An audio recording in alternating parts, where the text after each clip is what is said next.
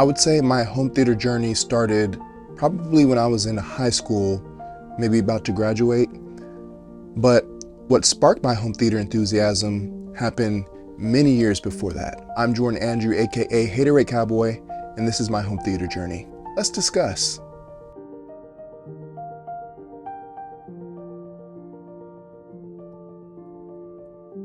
So, I remember going over to a friend's house when I was young. Probably I may have been a teenager, may have even been before that. But we had a family friend that we would go over their house pretty frequently. And this one particular occasion, we went over his house and he was playing a video game. I don't remember what game it was. It may have been a sports game, it may have been a role-playing game, or I don't really remember.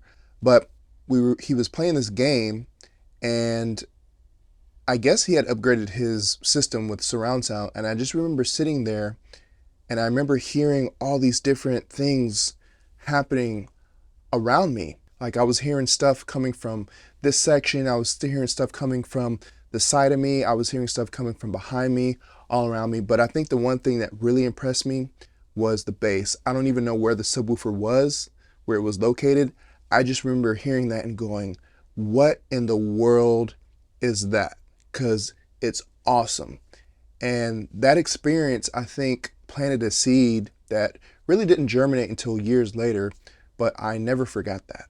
So fast forward some years later, I was probably in, middle school, and my brother was working, I don't remember where he was working at the time, but he was working at an electronics store. And one day he just randomly came home with this little 5.1 computer system surround sound from Logitech. And he walked up to me and he's like, "Here, this is for you." And I'm like, "What is this?" And he's like, "Open it up." So I open it up and it's this little, surround sound. And at the time I had like this 19-inch TV in my room. I had maybe it was like a PlayStation or something, and the original PlayStation.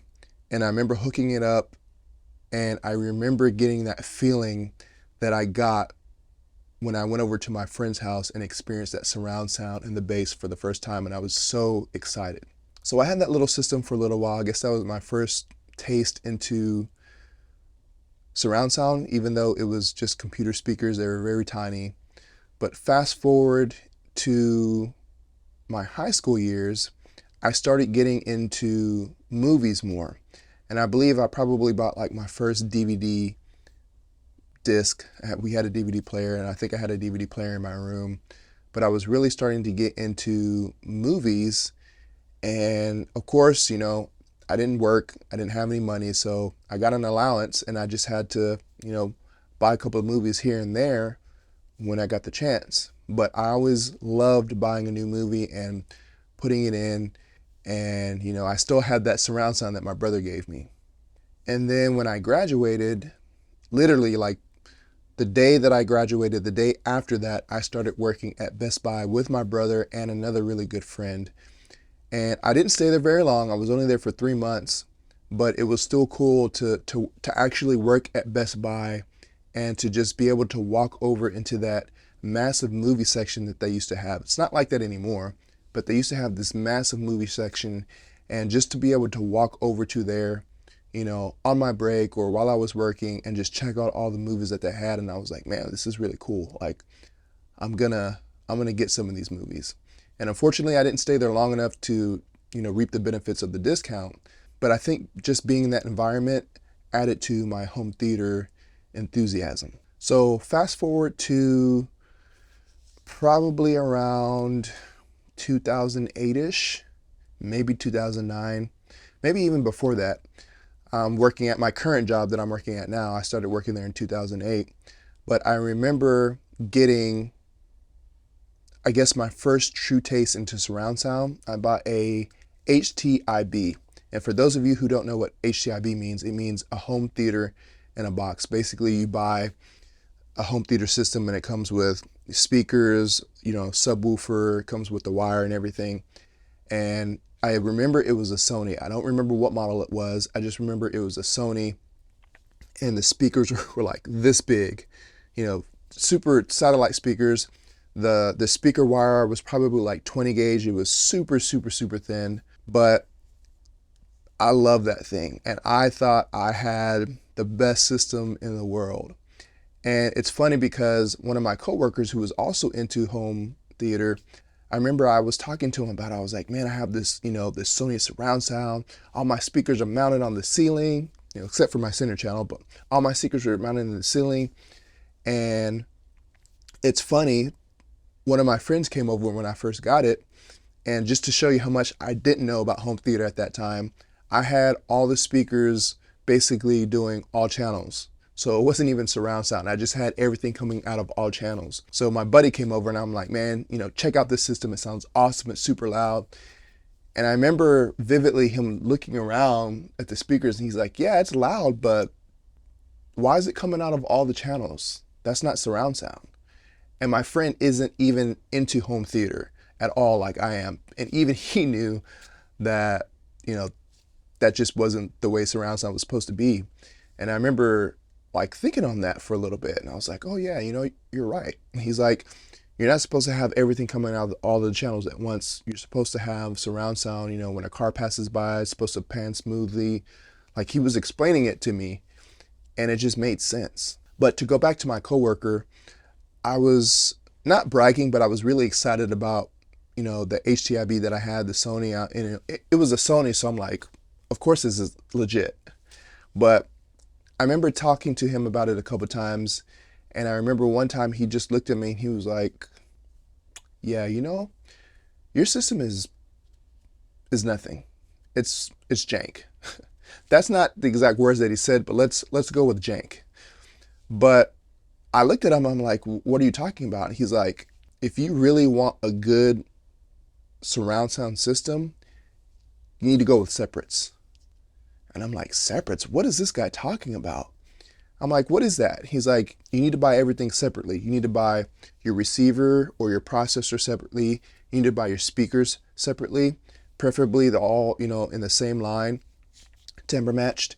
And he's like, you buy your subwoofer separate. And I'm like, what is this dude talking about? Like, so that kind of like, I guess, planted another seed. So I remember going home and I got on the computer and I just started researching because he had mentioned some brands. He's like, you want to go with something like a Denon, Marantz, Pioneer Elite, even Onkyo at the time was making pretty good, receivers. But he's like, that home theater in the box stuff, you don't want that. So I started doing my research. And when I started researching these companies, I was kind of appalled, like, wow, this stuff is really expensive. I can't afford any of this stuff. And it really opened my eyes to, there's this a whole nother realm of home theater that I didn't even know about. So, of course, I got the bug and I was like, well, I have to upgrade from this, for my HTIB that I have. So I guess fast forward maybe a couple years and I got my first separate, which was an Onkyo TX-SR 608 receiver. And I still have it. Well, I don't have it, but it's at my parents' house. I left it there when I moved out. But that thing is still alive and kicking. They use it all the time. So I had that, and then I believe I got some really cheap Polk speakers, the Polk RTI 8s. I got 2 of those from Fry's. I think they were phasing those out for the next iteration. And I think they were like maybe like $120 a piece. And those were like real wood. I was super excited. So, I had my receiver and I had my 2 speakers, and then I had to get, the rest of my surround sound, which I believe at the time was only 5.1. And then I eventually got some really cheap Polk monitor bookshelf speakers that I had. I had 2 of those, and then I had some floor standing from the same line. So, and I had a Polk center channel. I don't remember the model number. If I remember it, I'll put it up on the screen. But I was super stoked. I was like, all right, like I'm finally moving up in the home theater world. And so from then on, anybody that knows this home theater life, you're always looking to upgrade. You're always scratching the surface to try to find what's new. So I was always looking, what's coming after Dolby True HD, what's coming after DTS HD, master audio. And I remember one day I found an article about Dolby Atmos, and I was like, Dolby Atmos, what is that? And I started reading about it. I was like, whoa, speakers in your ceiling, like on the ceiling, like that sounds incredible. But I live with my parents. I can't do any of that stuff. I can't cut holes in the ceiling. My dad's not going to allow me to do that, you know? But of course, it planted the bug. So I upgraded from the Onkyo 608 to an Onkyo 1009, which I don't believe that one was a Dolby Atmos capable receiver. But I had that for a couple years, and then I eventually upgraded to an Onkyo TX or NR 1030. So that was like my first Dolby Atmos receiver, and you know, I had speakers mounted on the ceiling. I had my my floor standing speakers in my bedroom at my parents' house. I didn't care. I was like, I'm doing this. And of course, my parents are always banging on the door, not banging on the door, but they were always telling me, turn it down, which, you know, I couldn't always play it the way that I wanted to, but as soon as they would leave or they would go somewhere, man, I would just crank it up, and I was in heaven. So from there on, my system just kind of started evolving. I believe I upgraded to the center channel to the Polk CSIA6, I believe it was. So I had that for a really long time. And then after that, I pretty much had the same speakers for about 10 years. I ended up renovating a spare bedroom that was next to me at my parents' house. We cut a hole in the wall so that I could walk through to that room because I needed more room. Now my parents are like, hey, you can stay here as long as you want, which that wasn't my plan. But I was like, while I'm here, I might as well, start a home theater. So I had a little home theater at my parents' house. It was really cool. A dedicated room. It's actually a little bit wider than the room that I have now. But this room, obviously, that I'm sitting in is way bigger. But that was really cool to have my own dedicated space. So fast forward to 2018, I was able to purchase my first house by myself without any help. I didn't think that was ever going to happen, but it worked out. And yeah, I ended up getting my first house. I believe I was 33, 34 at the time. And it wasn't, a custom built. I didn't have that kind of money. It was basically just a cookie cutter. But the good thing is that with the builder, KB, they have a design studio. So you can go to the design studio and you can basically customize the house however you want it.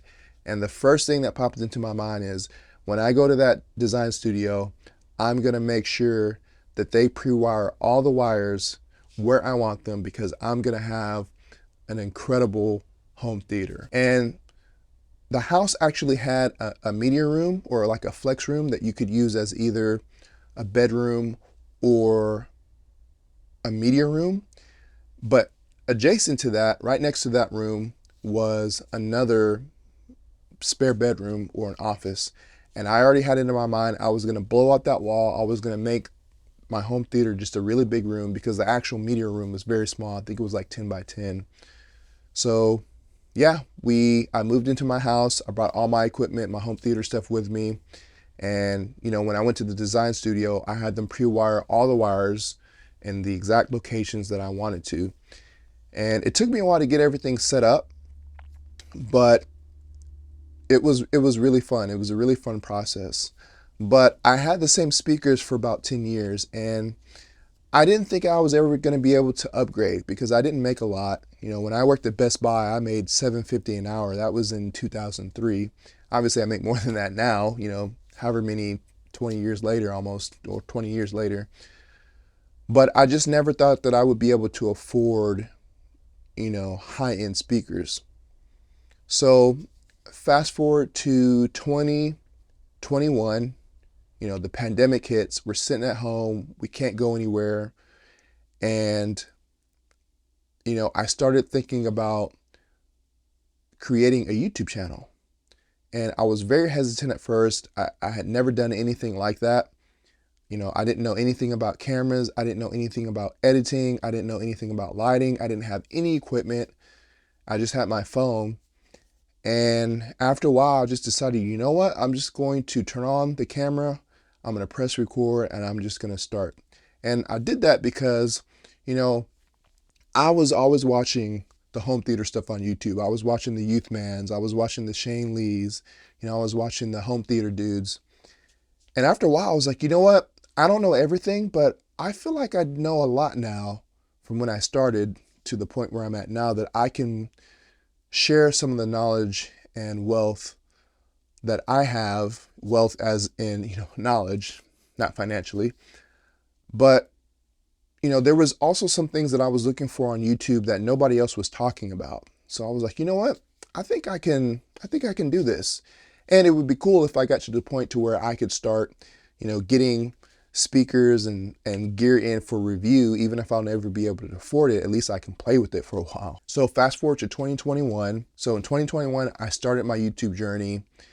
And, fast forward to 2022, I maybe had almost maybe 1,000 subscribers at the time, or maybe I had 1,000 subscribers. I don't remember. But I bought my first speaker from Arendal, and it was a center channel. It's the Arendal 1723S monitor speaker, which I'll talk about here more. But I was super excited. At the time, I didn't really know anything about Arendal. I had just randomly come across them on Shane Lee's channel. So appreciate you, Shane Lee, for putting that bug, in me. But I remember watching his videos on Arendal, and I was like, man, those look like some really nice, high-end, possibly in-game speakers. But again, I was like, I will never be able to afford that. And the price, I remember going on the internet and looking at the price. The pricing wasn't astronomical, but it was still out of reach of what I could afford. But I went ahead and ended up buying the center channel, and I was like, you know what, I'm just gonna test it. If I like it, I'll keep it, and then I'll just work on slowly upgrading my speakers. And it wasn't the best environment for the speaker because I had only one speaker from Arendal and I was using a mix and match. But I noticed immediately how much better that center channel speaker was than all the rest of my speakers. And after I heard that, I was like, that's it. I'm going with Arendal. So, I bought my first center channel speaker from Arendal, and then from there, I just started, I was able to get some speakers in for review. And, the next speakers that I got was the Arendal 1961 towers. Love those, use those as my left and rights for a little bit. And, I bought those after I reviewed them. And then I got the 1723 monitors, reviewed those for a while, purchased those. And now I have the Arendal 1961 bookshelf speakers up front for my Atmos speakers. So let me go ahead and tell you a little bit more about those speakers. For my front LCR, I'm using Arendal's 1723S THX Ultra monitors, and the results have just been absolutely fantastic. I'm really glad that I decided to go with Arendal for my in-game setup. Arendal's 1723S monitors are made of high-quality HDF instead of MDF and come in a sealed and ported configuration. And I typically run my speakers with 2 ports open for the lowest bass extension, even though I still cross them over at 80 Hertz in my Anthem receiver. And speaking of, when completely sealed, which means all the ports are plugged, they can go down to 66 Hertz. One vent or 1 port open, they can go down to 59 Hertz, and with 2 ports open, they can go down to 46 Hertz, all plus or minus 3 dB. They have 2 6.5-inch woofers and a 28mm tweeter inside of a waveguide in an MTM configuration. The nominal impedance is 4 ohms, and they have a rated sensitivity of 88 decibels. For my rear surrounds, I'm using the Arendal 1961 towers. These towers also come in a sealed or ported configuration with a frequency response of 49 to 20 kHz sealed or 39 to 20 kHz ported plus or minus 3 dB. The 1961s have 4 5.5-inch woofers and a 28mm tweeter, also inside of a waveguide. The nominal impedance is 4 ohms, and they have a rated sensitivity of 87 decibels, and they are also made from HDF. And for my front height Atmos, I'm using the Arendal 1961 bookshelf speakers. The 1961 bookshelves have 1 5.5-inch woofer and a 28mm tweeter, also inside of a waveguide. The frequency response is 75 Hz to 20 kHz, and the nominal impedance is 4 ohms, and they have a rated sensitivity of 84 decibels, and they are also made from HDF. Yeah, so I don't have all my speakers upgraded to Arendal yet. again, it's a slow process, but in the future, my plans are to also upgrade the remaining in-ceiling speakers. So I have 4 more of those that I will probably upgrade to the Arendal 1961 bookshelf speakers. I plan on mounting those. And then I'll probably get the 1961 monitors to replace the side surrounds. And the reason why I went with the 1961 bookshelf speakers is because, one, price, to save a little bit of cash. Also space. They're hefty little speakers, but they're just the right size where I can mount them on the ceiling. They're not going to get in the way of the screen. You know, I can mount them with some pretty heavy duty speaker mounts. And then for the side surrounds, the same thing. They're a perfect size where I can just mount them on the wall and I don't have to worry about, you know, these big massive speakers taking up a lot of space. But I have just been super happy with my Arendal speakers. So just a couple of my favorite movies that I love to watch that really showcase how good Arendal speakers are. One is Ready Player One. I think everybody knows what scene it is. It's, you know, the race scene, and that scene is so dynamic, and it's a very long scene, but there are so many different nuances in that track that really showcase how good the Arendal speakers are.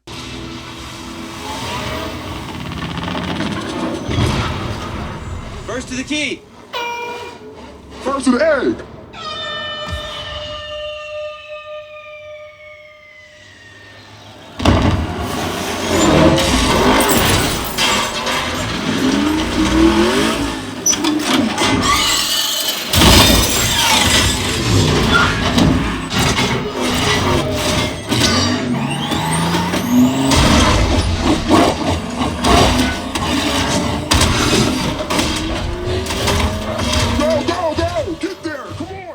Another one is Godzilla vs. Kong. Very good movie. I love the movie. That was probably one of the first movies that I heard. I don't know I don't remember if it's a DTS-X or Dolby Atmos. I believe it's a DTS-X track. But I remember hearing it during the pandemic. I watched it on HBO Max, and it was obviously subdued because it was streaming quality, but I was like, I think this is going to be a good Blu-ray, you know, for audio, demo worthy. And sure enough, when I got the Blu-ray, I popped it in and I was like, oh my goodness, this sounds amazing. So that's another one of my favorite movies to watch with the Arendal speakers.